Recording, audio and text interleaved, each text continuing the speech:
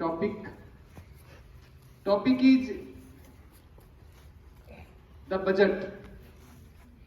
आज का जो टॉपिक है जिस पर आज हम डिस्कस करने वाले हैं, आपको कुछ नॉलेज में देना चाहता हूं जिस टॉपिक के ऊपर, वो है बजट।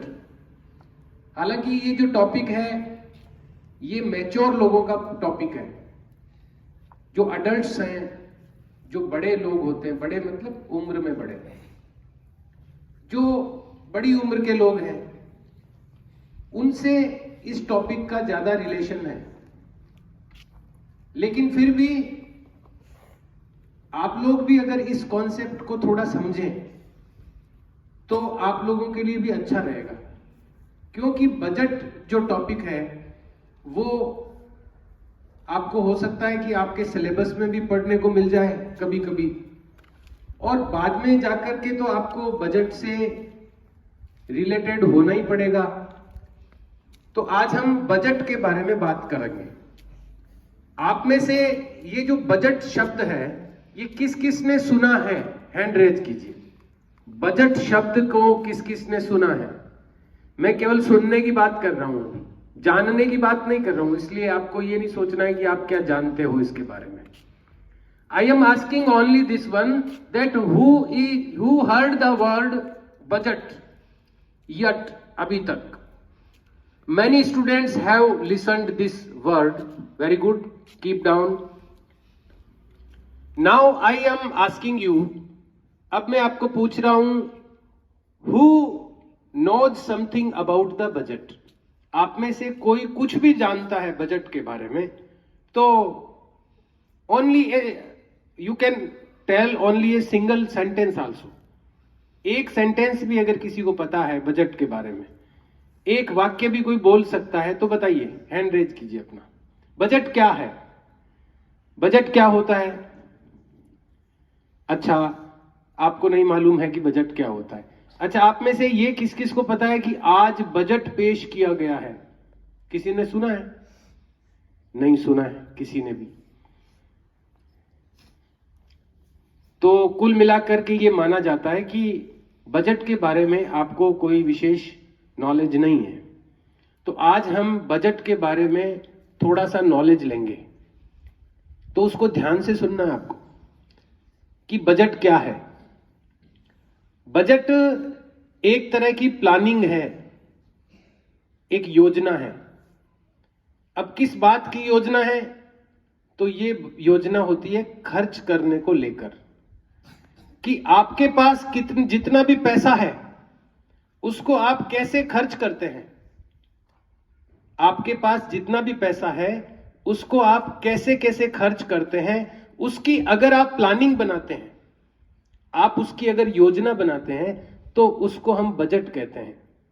फॉर एग्जाम्पल, अगर आपको आपके पेरेंट्स हर महीने, फॉर एग्जाम्पल, अगर आपको 50 रुपीज देते हैं पूरे मंथ में मिला करके, अगर आपको आपके पेरेंट्स फॉर एग्जाम्पल 50 रुपीज देते हैं और आप उन 50 रुपीज की एक प्लानिंग बनाते हैं कि मैं इन 50 रुपीज को कैसे एक्सपेंड करूंगा, इसका एक्सपेंडिचर, इसका खर्चा मैं कैसे करूंगा, अगर आप इसकी एक प्लानिंग बनाते हैं तो इसको हम बजट कहेंगे। तो बजट क्या होता है, सिंपली आप लोग अंडरस्टैंड कर पा रहे हो ना? मैंने जो बताया वो समझ में आ रही है बात? कि आपके पास जितना भी पैसा होता है उसको आप कैसे खर्च करेंगे, उसकी जो प्लानिंग होती है, उसकी जो योजना होती है, उसको बजट कहते हैं। ये सरल बात समझ में आ गई सबके? किस किस के समझ में आ गई ये बात?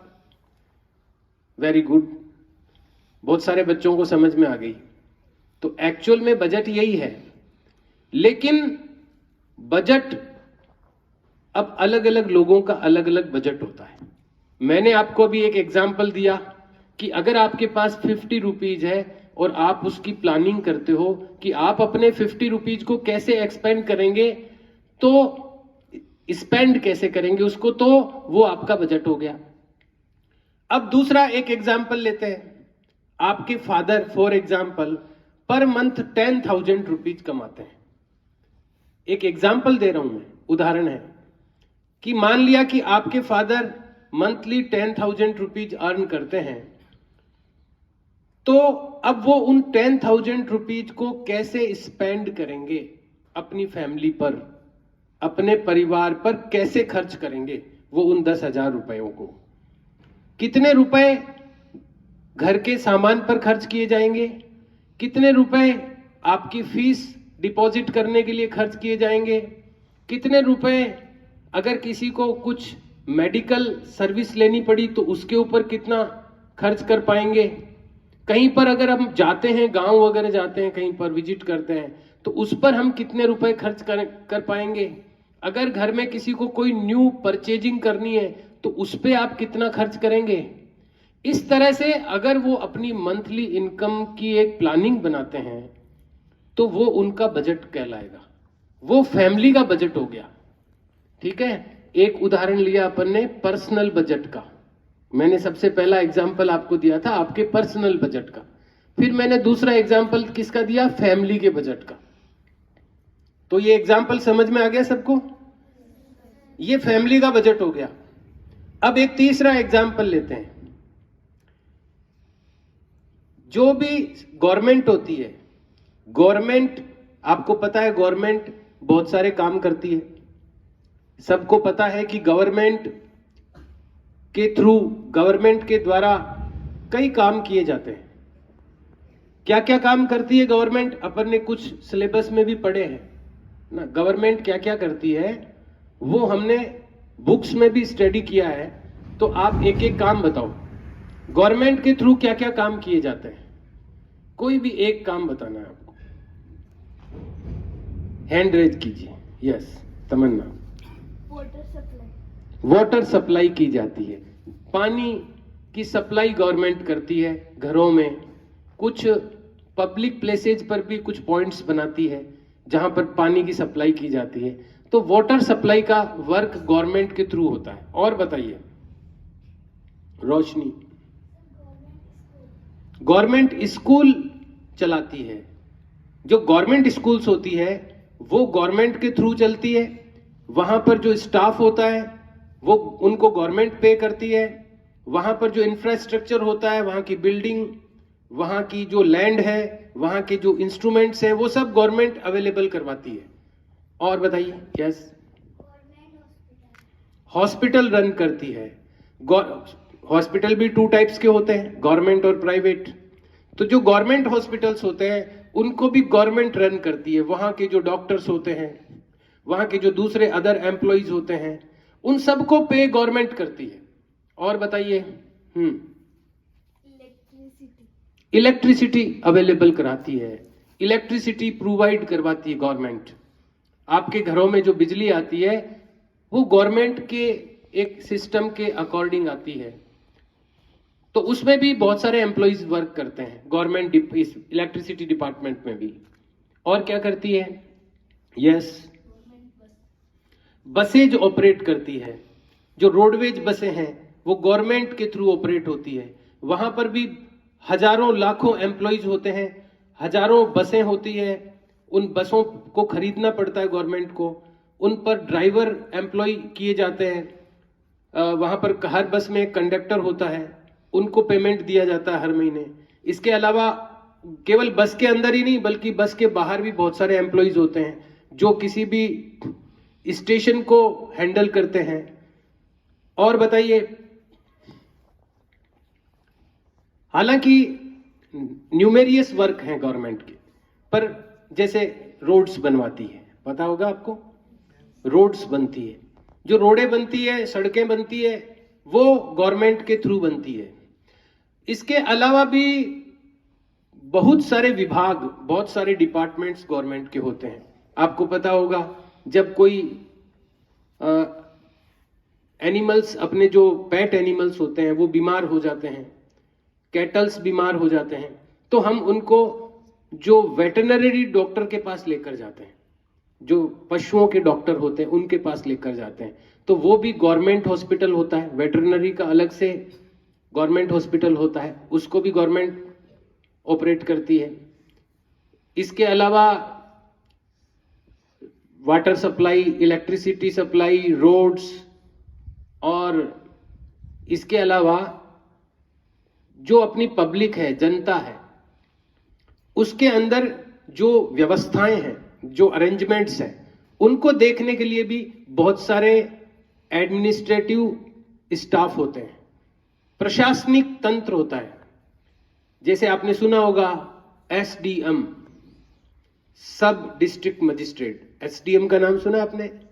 नहीं सुना। तहसीलदार का नाम सुना है? सुना है। तहसीलदार का जो अगला ऑफिसर होता है वो एसडीएम होता है। ये अपना जो एक परबतसर है, ये एक ब्लॉक है। ये क्या है? परबतसर ब्लॉक। इस ब्लॉक में बहुत सारे विलेजेस हैं, बहुत सारे गांव हैं, कुछ टाउन्स हैं, तो उनसे मिलकर के ये परबतसर ब्लॉक बनता है। और हर ब्लॉक का एक चीफ ऑफिसर होता है, मेन ऑफिसर होता है, जो पूरे ब्लॉक का इंचार्ज होता है।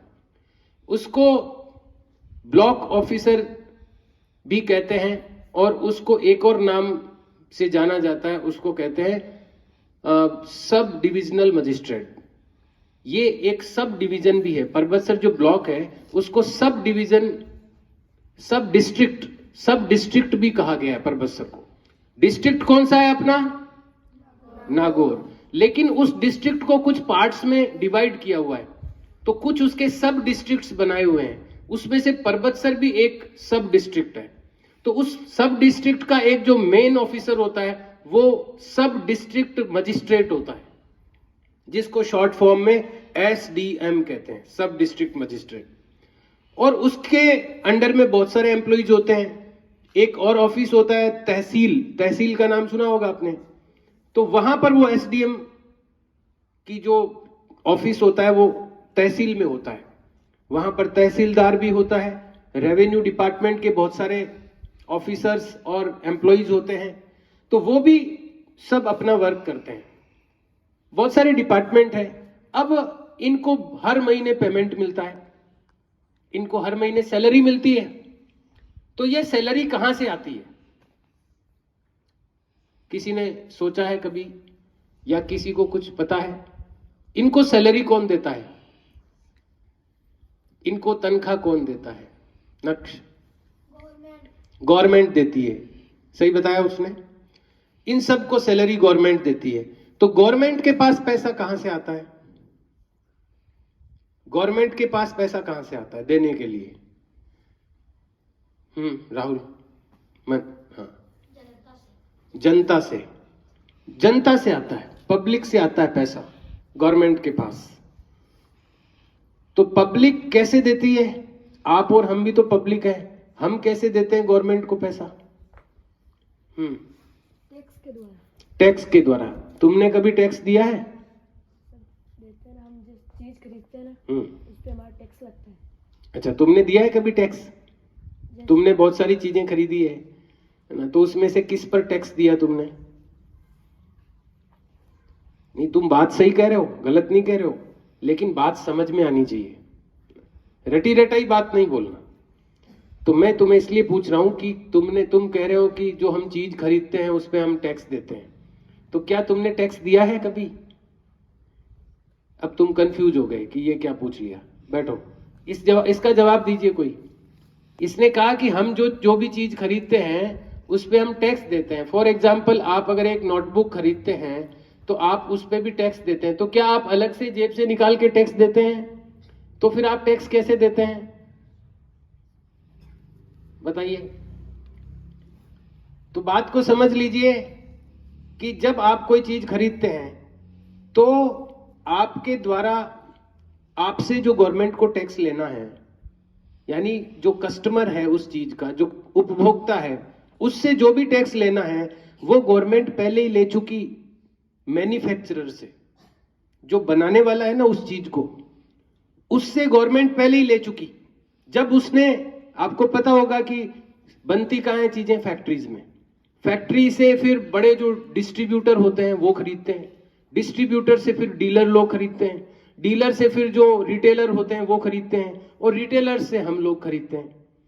तो जब पहली बार फैक्ट्री से जब वो चीज सेल होती है तो गवर्नमेंट उस फैक्ट्री वाले से ही ले लेती है। जैसे अगर मान लो कोई नोटबुक 30 रुपीज की है और गवर्नमेंट को मान लो उस पे से 2 रुपए लेने हैं, तो वो अगर वो जो नोटबुक है फैक्ट्री वाला उस बड़े व्यापारी को बेच रहा है 30 रुपीज में, तो गवर्नमेंट ने पहले से ही 2 रुपीज उससे ले लिए वहीं पर शुरू में ही, तो वो 30 रुपीज की जो नोटबुक है वो कितने की हो गई? 32 की हो गई।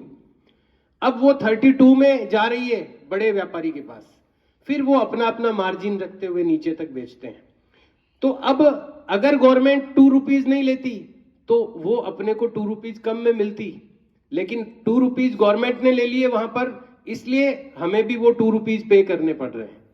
तो हम जो 2 रुपीज पे कर रहे हैं वो एक्चुअल में पहले ही ले लिए गए हैं वहां पर, पहली बिक्री के समय जो फर्स्ट सेल हुई थी उस चीज की, वहीं पर वो ले लिए गए हैं। तो इस तरह से हम हर चीज में टैक्स देते हैं।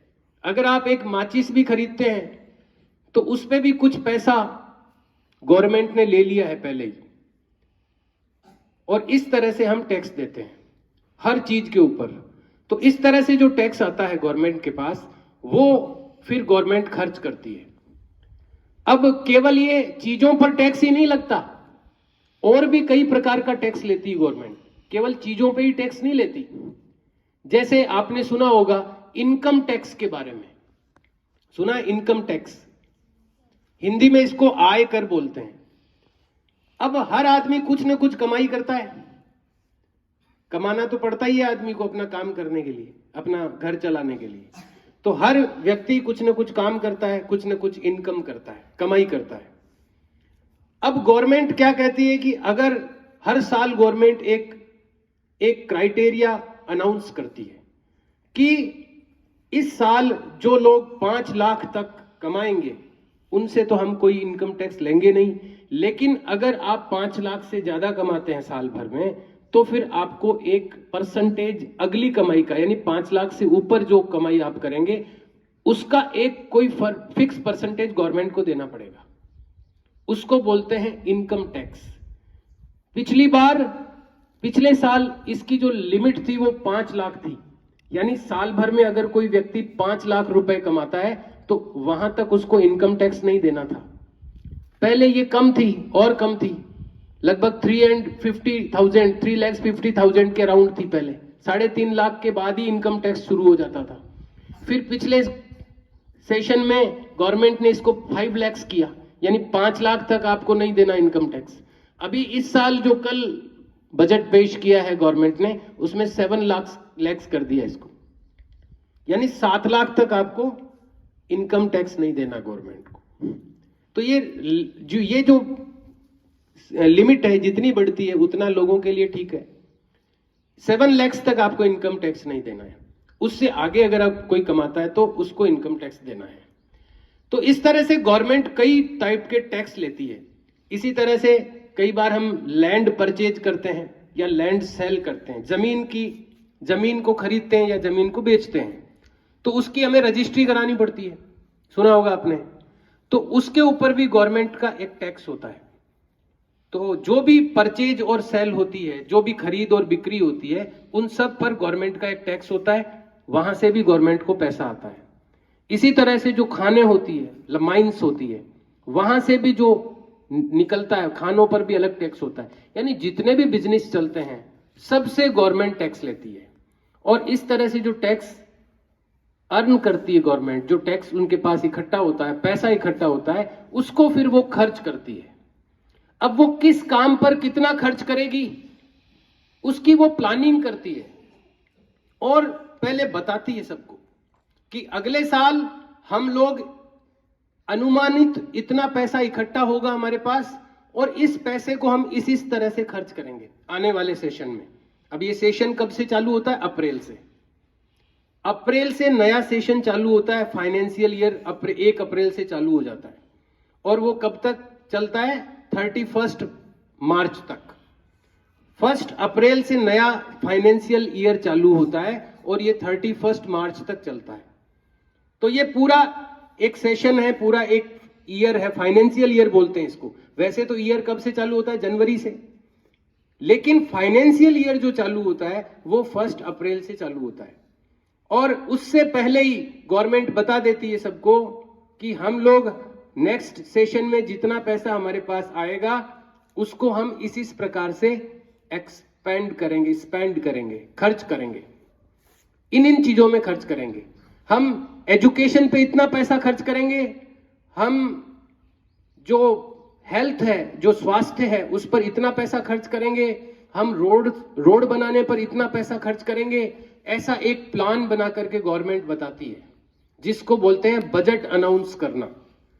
जैसे कल सेंट्रल गवर्नमेंट ने अपना बजट कल अनाउंस किया था, तो ये आने वाला एक साल कैसा होगा, किस फील्ड को कितना पैसा मिलेगा, ये अभी फिक्स हो जाता है उसमें, कि आने वाले नेक्स्ट सेशन में किस क्षेत्र को, किस फील्ड को कितना पैसा मिलने वाला है, वो अभी फिक्स हो जाता है। तो अभी कल क्या डेट थी? फर्स्ट फरवरी थी। कल 1 फरवरी थी। तो कल अभी फरवरी का पूरा मंथ पड़ा है बाकी, फिर मार्च का मंथ पड़ा है, अप्रैल से चालू होगा नया सेशन। तो बिफोर 2 मंथ उन्होंने अपना जो अगले साल की जो प्लानिंग है वो आपको बता दी। आज के जो न्यूज़पेपर्स है उसमें सब कुछ डिटेल्स आया हुआ है, अगर किसी की इच्छा है तो देखना उसको।